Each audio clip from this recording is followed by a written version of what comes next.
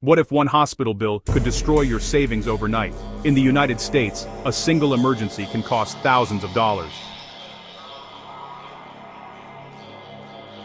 If you don't have health insurance, you are taking a huge financial risk.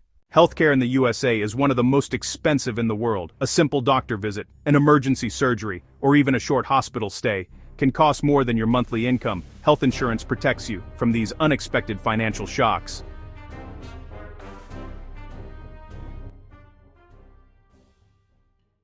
There are different types of health insurance in the USA: employer-sponsored insurance, government programs like Medicaid and Medicare, and private insurance plans you can buy yourself. Each plan has different coverage, different costs, and different benefits.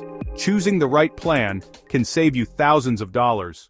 The biggest mistake people make? They delay getting insurance, thinking, "I'm healthy, I don't need it." But accidents don't come with a warning, and when they happen, it's already too late. The smart move? Get covered early, compare plans, understand your benefits, because health insurance is not an expense, it's protection for your future.